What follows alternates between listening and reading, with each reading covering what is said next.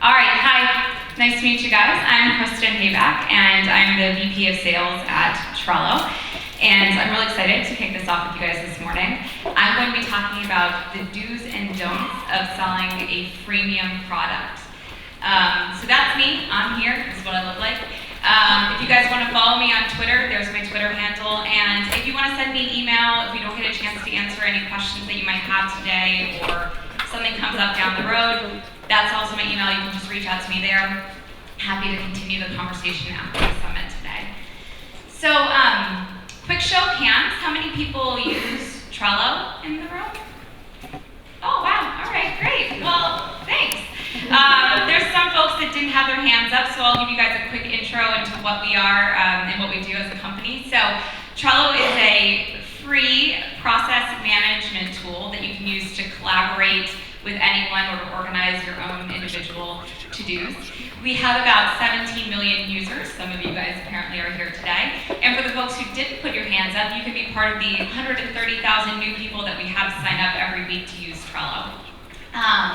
So Trello can be used personally, but it can also be used professionally, obviously in business environments, and the sales team is focused on those efforts, and those are some of our companies that are using Trello around the world. So before the acquisition, Trello was a little over 100 employees, and we were about 60% remote around the world.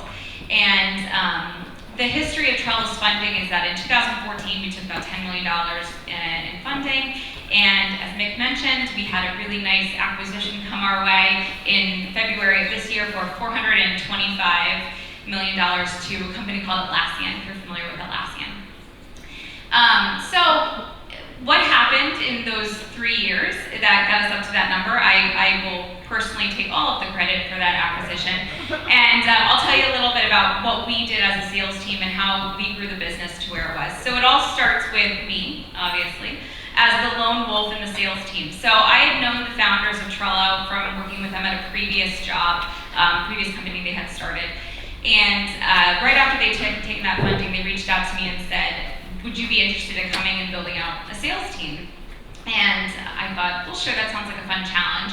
And they said, well, we haven't sold Trello at all before, so we'll need you to come in and actually figure out if anybody wants to buy it or not. So I spent the first couple of months really dog-fooding the sales process myself. I was the only person out there. I was doing it all on my own.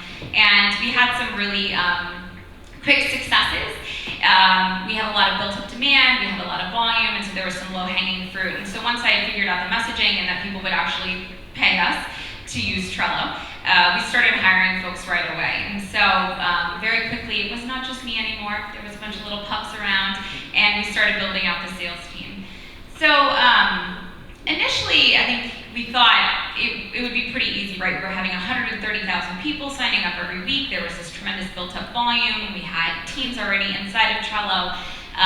And just like in Jurassic Park, I think we thought we'd throw the goat up there and the T-Rex would eat them and it would be fine. But as with most things, you know, it wasn't quite that easy. So initially we set out and we said, all we need to do is respond to the volume of people that are coming into Trello. People are signing up, they're asking questions. If we just answer the questions and point them in the way of paying, you know, they'll pay, right? So we were going to have everybody kind of be generalists. We weren't going to be specializing down the roles. We weren't going to do territories. We weren't going to have BDRs and AEs, and everybody was just kind of going to do everything.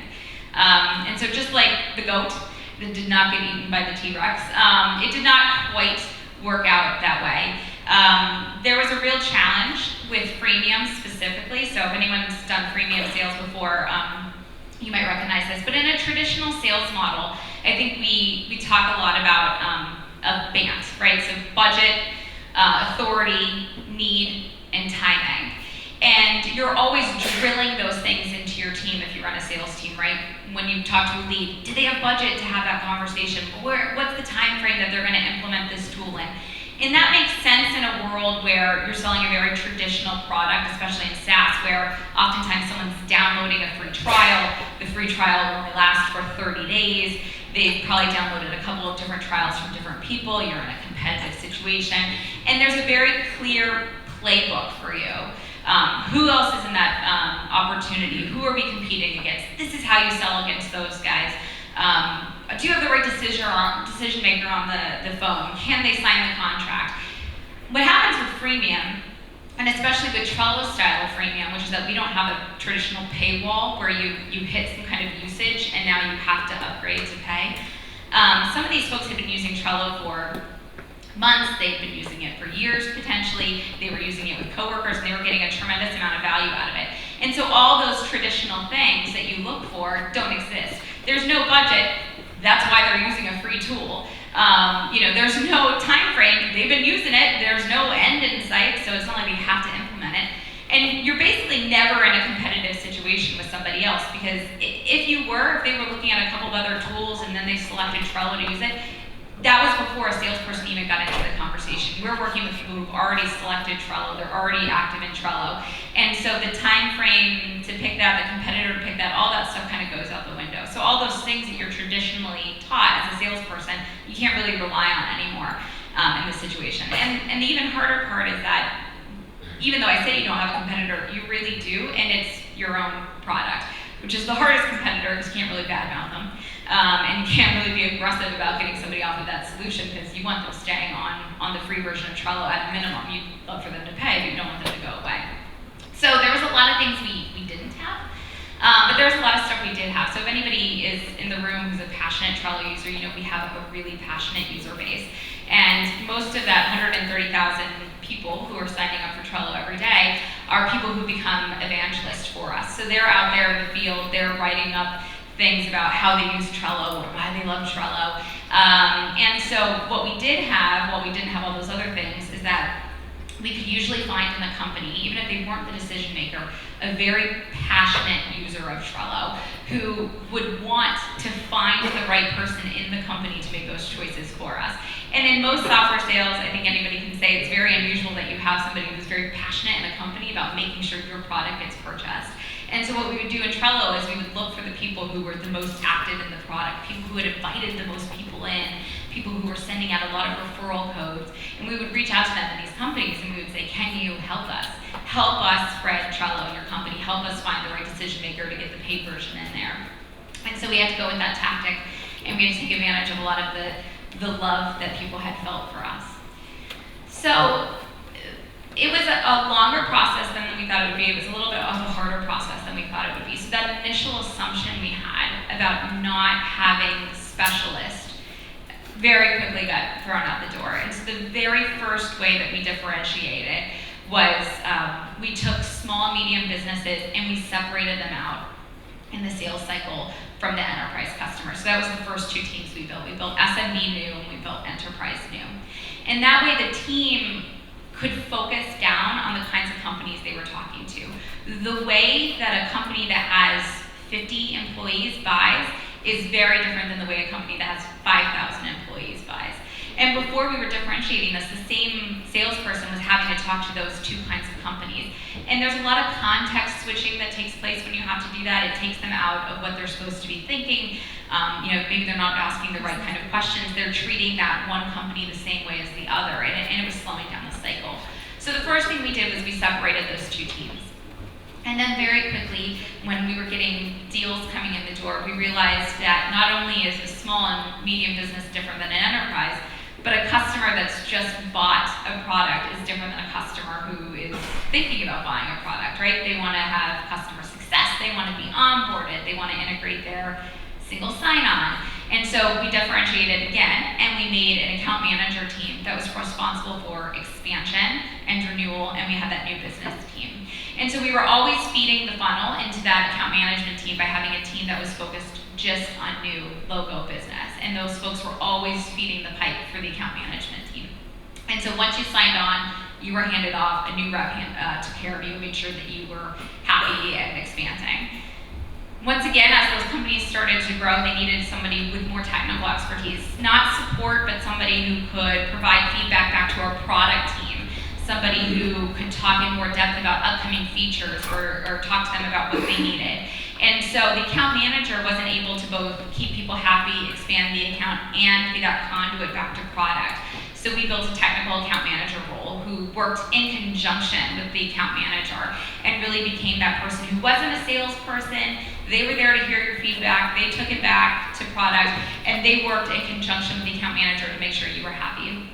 And so as we kept growing, we kept differentiating out. Eventually we did end up building out a BDR team that worked with people that had Trello footprints already and trying to get them set up to have phone calls with us. So they weren't doing cold calling outbounds, but again, they were farming that existing customer base almost like it was a cold call though. So they would have targeted accounts they were trying to get into. They would set those calls up and work with an SAAS on that. So we started to build this very traditional model within the freemium. So one of the challenges with freemium goes back to you not having a very clear time frame of when people can purchase your stuff. There's no trial, it doesn't expire, there's really no motivation to make somebody buy within a 30-day window or a 60-day window. So when you were working on your pipeline, you were trying to keep things feeding into it, we realized that some sales were insanely quick, right? We'd get on the phone, we'd answer a few questions, and you would have a PO the next day or in a couple of days. Because people already knew Trello, they already liked it, it's not like you had to train them up on it. So we would go lightning fast sometimes, and then sometimes we would just go painfully slow. And we would get bogged down in things like legal review and security review, and all this kind of stuff that was just back and forth on contract negotiations. And one of the things that we started to realize was that it was okay to say no to people. It was okay to say no on contract terms that people wanted to edit. It was okay to say no for pricing concessions people wanted. We were willing to walk away, and I think that, especially in freemium sales, when the competitor is yourself, it's easier to some extent to walk away because you know they're not going to go to somebody else. And so walking away, getting out of that mindset that a traditional salesperson has is really important. You know, you guys are sales people or sales managers in the room now, and I'm sure you can understand that after spending months on an opportunity and demos and phone calls and evaluations, very hard mentally after putting that opportunity in Salesforce and looking at it and hoping it comes in to say, I'm okay losing this deal. And it's something that a lot of salespeople really grapple with this idea.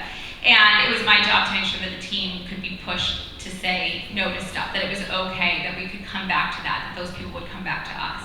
And it was more important to get it out and to focus on the opportunities that were more pressing. So you have this sales model where you can't look at traditional sales skills that you've probably been trained on. You can't be too aggressive because we're okay saying no to people. You can't be too aggressive because you want them to stay customers, but you have to be aggressive enough because otherwise they'll just stay on your free product forever. So what do you need?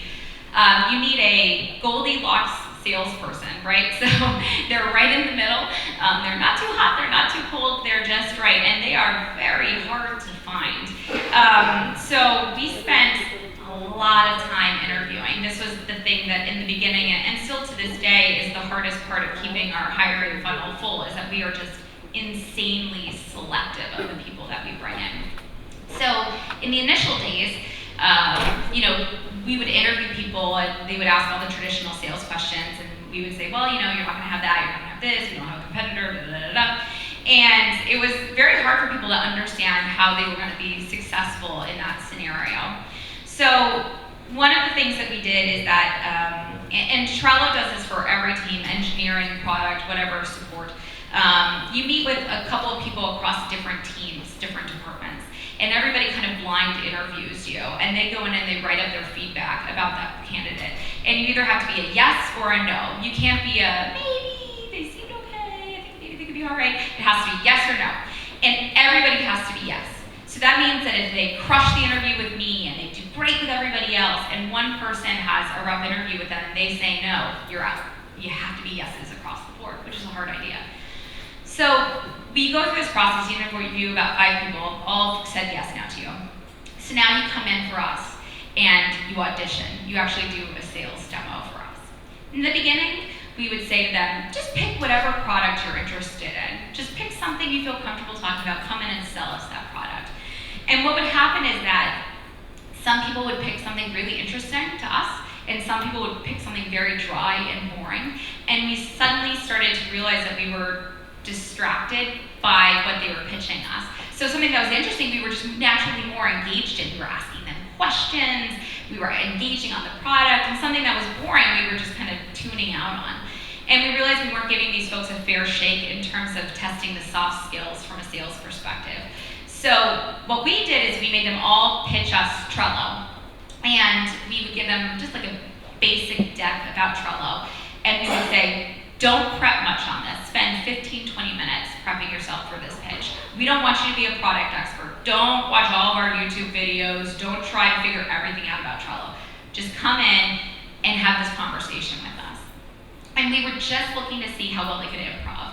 Because with the freemium model and with Trello's model specifically, because we work with so many different kinds of customers, it's never the same conversation twice. You can't follow a script.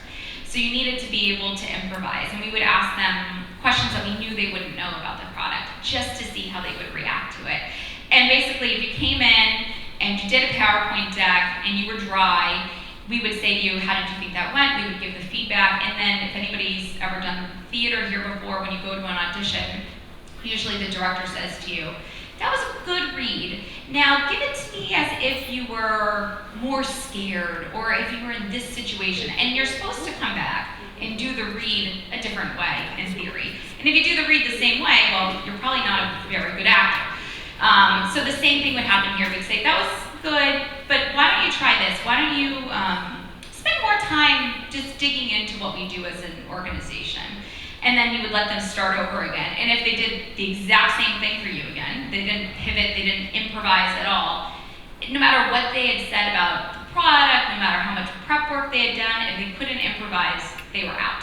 So we were always testing for the skills of, if you're on the phone and you know nothing about the situation and you're thrown into it, how do you react? Because the people who historically were the best at Trello were the people who could just improvise on the fly about any customer, how they were using Trello, why they were talking to us.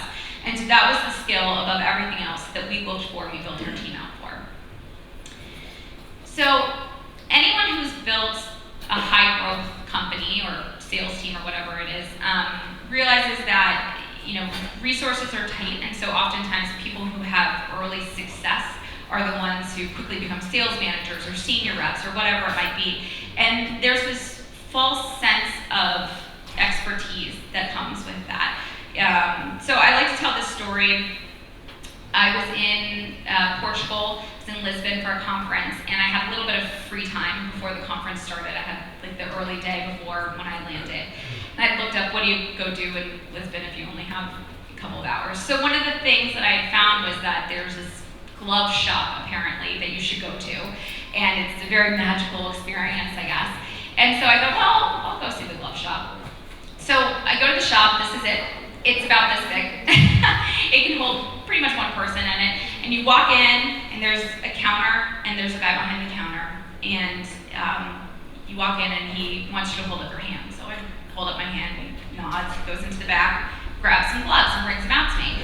And there had been this pair, I don't know if you can see here, there's this really pretty purple pair right in the window, and I really wanted to try those on. So I said, can I try the purple ones in the window on? And he said, no, not in your size. I said, how do you know what my size is? I just held up my hand, and he said, I've seen a lot of hands. And I like to tell that story because the man had seen so many hands, he didn't need to do anything else other than look at it to know what size glove I needed. And the only way you can become an expert like that is to look at a lot of hands. You need to spend a lot of time doing the thing. You need to grab gloves that don't fit and try to put them on people's hands. You need to see things that don't go well. You need to see things that do go well.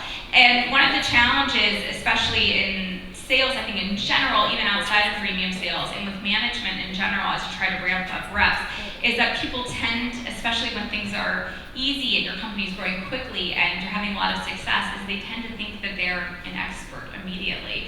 And so I would get reps coming up to me and saying, well, I've been here 3 months, and pretty sure I got this whole thing nailed. And when am I going to be promoted to be running the whole thing? And there was a lot of frustration, I think, because we were growing quickly and people wanted to have higher up roles, but they didn't want to take the time to really become experts and see all these scenarios. So because there's so many scenarios and because there wasn't this traditional playbook, we really wanted to make sure that people were paired up, they were mentored, they were able to watch a lot of other people's phone calls. And we tried to do less role playing because role playing is kind of insincere, right? You kind of know what to feed your people in a role play situation. So we would do a lot of recording of calls. We would talk about deals they lost and what went wrong. We wouldn't focus as much on what went right, because that one's easy. You don't learn nearly as much from those situations. So we really had to try and cultivate up the team so that we had a group of people who were actually experts and could pick out the glove without being, people who just thought they were. So the team is now, we're a wolf pack now. We try to work together. We're very collaborative. We're not nearly as competitive. It's served us well in terms of making sure that we're learning from each other, we're growing. We try not to isolate those folks together, out together too much. So the presentation's do's and don'ts, and I mostly kind of walked you through what we did, hoping that a narrative of what went wrong and went right was helpful, but I'll do a quick recap too of it here. So one of the things that I said is that you want to make sure that you're specializing. So whatever it is, make sure that people have a clear understanding of what they need to be working on. There's nothing worse you can do for a salesperson or an employee in general, right, than just throw them out and hope that they're successful. It's your job to give them that criteria that they need to exist within. And for us, saying to people, go after whatever lead looks good for you, go after whatever territory, it was too much. People who were naturally very aggressive tried to grab too many things. People who were timid didn't get out enough. So to give them that clear cut, you're an SMB rep, this is the kind of world you live in. You're an enterprise rep, this is the world you lived in. Even though they fought it initially, everybody wants to do everything, right? Everyone's always an expert in everything. Once it got going, they really understood the value of, okay, I understand why I'm handing my deal off to somebody else. I understand why account management is important, why I shouldn't be the person doing it. Now, what can go wrong when you specialize is that you can isolate, right? So your SMB team can be chugging along and doing their team meetings, and your SAE or enterprise team is doing theirs, and those two folks never talk. So one of the things we did is we said, those two roles, one of them isn't better than the other. It's not a more senior or a higher up role. It's just a different set of skills. And so we don't want to isolate you guys. We'll still have the same team meetings all together. We'll do the same trainings together. We'll listen to the same calls together. And we'll have you learn each other's skills. We're not going to separate you out and pitch you against one another. Audition your people. Be very selective. Don't settle. I can tell you with 100% accuracy that every person I questioned that I was a maybe on, that I ended up hiring, was a bad hire. It never was the right choice. I can look back on every mistake I made at the company, and I can point back and say, I was on the fence about that person, and I didn't listen to myself. So a no is a no, and a maybe is a no, and a yes is a yes, and that's it. You should never settle for your folks. These are the people who are going to be doing your selling for you, they're going to be representing your company for you, and you need to trust and believe 100% in them. And anything less than that is not worth you bringing on board. You need to experiment, and I think that experimenting is hard. I think a lot of people are hesitant to do it, but I also think that people don't isolate their experiments enough. There's this tendency to say, I'm going to try a new email drip campaign, a new call cadence, and a new demo. And I'm going to try all three at the exact same time. And the problem is that if sales rocket, you have no idea which one of those three did it. And if sales plummet, you definitely have no idea which one of those three did it. So it's counterintuitive because when you're growing fast, you want to move fast too. But experimenting is the one thing I personally think that you should do methodically. Like, think about the scientific method, have your control group, have your experiment, pick just one thing. Run it for a length of time that you want to run it for, and then do a recap with the group. Everything that we did in Trello, every time we split groups apart, every time we specialized, every time we tried a new sales technique into the model, we never did more than one thing at a time. And you could still move fast doing that. The more important thing is that I could look back every single time and see the impact of that experiment before I tried anything else. And we're doing that now too, right? We're in the middle of an acquisition, and it's very natural to want to just slam two companies together and see what happens. But in reality, you want to go slow, and you want to make sure that every change you do doesn't impact something before you make the next I said this before, and I think it's worth repeating, which is that failure is great. It's the best thing you could possibly do. No one has ever learned really good lessons by just being awesome and never making a mistake. So pick an experiment that you're pretty sure might fail. Sometimes it doesn't, which is even better because it kind of throws out the conventional thinking that you had. I think if someone had told me that I was going to build a sales team and I was going to have it based on the backbone of we're not going to talk about budget, authority, need, and time, I would have said that's going to be a catastrophic failure. But it was true and it worked for us, and it's really important in the model, and it forced us to find different things that we needed to do to get those sales done. So definitely experiment, definitely fail. And then finally, I think this is a cornerstone of Trello as a company and certainly of Atlassian too, which is to communicate. So Atlassian has this core value, which is open company, no bullshit. And they're Australian, they curse a lot, so I'm sorry if I offended anybody. But I think it's really important because every time we talked about an experiment, every time we grew something, every time we changed something, the team knew about it from the very beginning. We knew what was working, what wasn't. We knew what was working with individual reps. We wanted to make it so that I wasn't the only coach, that each other could be team coaches, that people could jump in, and we just overly communicate. There's pretty much nothing that's kept secret at Trello.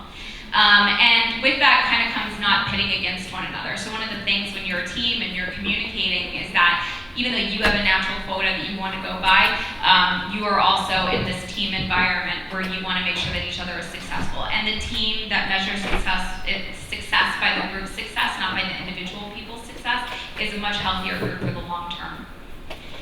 So 3 things to implement tomorrow. You all probably have something, a deal, something out there that you really want to say no to right now. Someone's probably driving you nuts. Just go back to work tomorrow and say no to that person or that thing. I can count many, many times where we said no, and the deal came back 6 months, a year, whatever it was later, and it was a bigger, better, more healthy deal for us. Do a health monitor. A health monitor is something where you sit together, you have somebody outside of your team moderating it, and you ask questions like, do we all know what we should be doing? Are we all on the same page? And it's either this, or this. That's it, no words. And then the moderator says, all the people who were green, who said, we know what we're working on, why do you feel that way? What is the thing we're working on? And you have that conversation. Because the human mind is a weird place, and it tends to think that it's saying something, and the words that come out are not necessarily the thing that someone hears. And so it's really easy to say, oh yeah, we're all on the same page, we all play as a team, and we all communicate. And then when you actually ask that question of the group, you find that you'll get some people who are like, well, I mean, kind of work as a team, or kind of good at communicating. And it really can be kind of painful, but it pushes you to have those conversations as a team. And especially when you're in a non-traditional model, it's important that you're asking people, do you feel successful? Do you feel like you have what you need? And making sure that everyone understands that same set of operating features that everyone else should be on. And then finally, like I said, run an experiment. Pick something that you want to try. Oftentimes reps have great ideas, and so I'll pick somebody and I'll say, that was a great idea, you were in charge of running that experiment, get the team on board, and I'll take it outside of my own self for that. So how are we going to do our next 10 sales? So one of the challenges right now at Trello is we want to get our sales in faster. So that's the experiment I'm working on right now, which is to get things in faster. And to get them in faster, we're going to standardize our process. So one of the changes right now, if anyone's familiar with our website by any chance, it used to be where you would go to our website and it would say, contact us for pricing. So we've eliminated that. Our pricing is all public now for enterprise and at every tier. And the experiment we've done is we've said, we're not going to negotiate on pricing anymore. The price is the price is the price. And we're hoping that it tightens up our sales process so that all that back and forth about, can I get a 10% discount if I sign before the end of the month? Oh, my budget guy wasn't there and we missed the end of the month, so now it's next month, but can we still have that discount? We want to eliminate all of that conversation. And so to do this, to standardize, we're going to have to say no a lot. But we're hoping that it makes for better customers, healthier customers, people who renew easier, people who have more clear expectations, and we get out of that 30 days of going back and forth on pricing. We're going to automate a lot of this as well. so that you can get invoices without people interacting directly with you. And we're going to make sure that we're working with other partners out in the industry. Trello has an amazing Power Apps infrastructure where you can bring other tools into it, and so we want to do a lot more collaboration with those folks instead of competing necessarily, and see if we can leverage those relationships to have our next couple of sales. So hopefully this goes well, and next year if you hear me or see me somewhere, I'll have a new set of things that we're working on.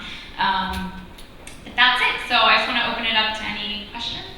Yeah, certainly. So first of all, can we just give a round of applause? That's amazing. We're going to open up for questions, a little bit of a different change for pipeline, so we're going to keep questions open for our speakers. So please raise your hand if you get a question and I will run over to you. But I would like to start that off with a question that I get a lot, and people don't always know, is how to know if your product or service should be freemium, should be free trial, should be demo and purchase only. Any advice for the people, like how to know where you fit? Yeah, I mean, I think that's a great question, and we get it a lot. And some of it, as a salesperson, I think I naturally want to say, I don't know if anything should be freemium, and I think the product team would probably disagree with me. I think that you have to think about a few things. I've seen freemium go wrong a lot, and I think what goes wrong is that you treat freemium like it's a free trial, right? So the customer has this expectation of they're getting a freemium product that should be full featured unless they want powerful additional features. And what they end up really getting is a free trial in disguise, and nothing ticks people off more than that. So one of the things I think that's been really successful with Trello that I would never change is that the core functionality of Trello, the core thing you do, it never breaks no matter how big you get. So if you think about like an Excel document, if you want to have just numbers up and down, a basic addition, all that kind of stuff, you can do that. You don't need to be a power user for it. Now, if you want to put a pivot table in there and graphs and all this other stuff, you're kind of going into this other realm where you're now a power user of Excel. And for Trello, that's where Trello becomes a paid product, right? You want to integrate all your other tools, pull Salesforce in, pull Google Drive in, put my SSO in, allow me to manage who can see what. That's power features, and that's when you upgrade. But otherwise, it runs exactly how it should, and you'll never hit a paywall. And as a salesperson, it's hard, and we've had to pivot around that, but it makes it so that your customers love your product, and that's the most important thing in the long run. Thank you. We have a question. Yes. First of all, thank you, Kristen, for so many insights. I especially liked what you said about hiring people, how you have this model of all have to be yes. To hiring a person. My question sort of expands on what Mick asked about the conversion from, or going from a free product to a paid product. I wanted you to maybe say a little bit more about the actual value proposition that your salespeople are pitching to your customers. You said that at the end of the answer about the different editions, but what is actually that your guys are pitching to the customer to convert them? So it depends. Right, so I think that goes back to who are you talking to. And so the power users that love Trello, we have this conversation about what other tools are you using? Where are you context switching? And so if you're a sales team that loves it for your stand-up, but you're going into Salesforce to log all your information, and you're having this debate about how you can pull those things together, we'll talk about power-ups, which allow you to integrate with those tools. But usually that person doesn't buy based on that, so what we need to do is then say to them, now, let's talk about the security. What happens when somebody leaves the organization? How do you make sure you get your boards back? How do you make sure no data is lost? How do you make sure that they don't accidentally invite somebody who shouldn't see your boards? And that becomes the conversation to take that power user who loves Trello and just wants to make it way more powerful in their life to then talk to IT or procurement or security to say, well, not only will we be able to use this for all of the things that we're using it for now, but you guys can make sure that it's safe and secure for our company data. And between those two things, that's really the main value props that we end up going into with the company. Next question. Hello. I was just wondering, when you actually started the company, did you have, or was there a certain limit of users that you wanted to reach before you actually went into sales, or how did this scenario actually took place? Sure. Yeah, that's a good question. How do you measure it? Sorry. Yeah, so I don't think they did really have a set number. I think Trello, so before they took funding, they were bootstrapping it and they were growing really quickly. And I think they had like 5 million or so users before they even started. the sales team. So I think it was one of those things where they didn't have that set number, but they were seeing the growth and they were seeing the size of the teams that were getting put in there. And it felt like something where, if somebody has 300 people on a team, I bet they would pay for it. So I think it became way more organic than us saying, well, once we're at a certain size, that makes sense for us to start converting at. And measurement-wise, I think it's, we do a lot of NPS around this kind of stuff. So one of the things, instead of like revenue necessarily or conversion rate, we really want to make sure that the people who are converting are really happy. And that goes back to not picking salespeople who are going to be aggressive just to get the sale. We want to make sure that it's the right thing for the customer in that process. So we do a lot of customer sat and NPS around it. I mean, obviously we're looking at conversion too, but that's part of the saying no, I think, which is that we're okay with it taking longer for someone to buy. As long as they're using Trello and they're happy with it, we can wait them out a little bit longer. Perfect. Was there any further questions? Okay, I've got one last question. Sure. Could you share with us a little bit about your sales deck, like the tools that your team use that you think that they couldn't live without? Feel free to name names, give product shout-outs. Just what would you recommend anybody go out and start using tomorrow? Sure. So we use Zoom religiously. I don't know if Zoom really needs more press at this point. They're doing awesome. But I will say we have a 60% remote team, and Trello works very much like remote first culture. Everyone has to do dial-in for video conferencing, and Zoom is the single best tool for customers and for internal conversation that we've used. We obviously use Trello, we use Salesforce, we use Yesware, which I've had really good experience with for email automation, and we use Insight Squared, which has been really helpful for me. Salesforce is a very complicated tool, and it's really hard to get BI out of it, and we did not have sales ops until very recently, and so I was my own sales ops person. So Insight Squared was just super user-friendly. It became the tool that I used to run all of our meetings and measure the team off of 100%. So I think that's pretty much the big group. How do your sales team use Trello? Last question. Yeah. Big pitch at the end. Yeah. So we use it for a number of things. All of our sales team meetings are done off of Trello. So people add cards, that's the agenda. My onboarding is done inside of Trello. So when a new salesperson comes on, all of the resources that they need to read, all of the training they need to do, they're all individual Trello cards that they move through the completion state. We use it for pipeline at a high level. So Salesforce, again, is one of those things where there's so much data in it. It's really hard to see what's going on. And as an individual rep, you want to have kind of a curated view of maybe 10 accounts that are really important for you to focus down on. So we use Trello and we integrate it in with Salesforce to be able to get that high level view. There's a million other ways. If anybody else wants to, I could talk for 2 hours on how to use Trello. Just my final thing, some people have just come in the room or been filtering in as you spoke. What's the best way to stay in touch with you or to ask you questions other than here at the event? Yeah, so you can email me. It's Kristen@Trello.com. Really easy. There's only one Kristen at Trello. Or you can get me on Twitter. It's Kristen, Haba. That's it. Perfect. Another round of applause, please. Thank you so much for the amazing presentation.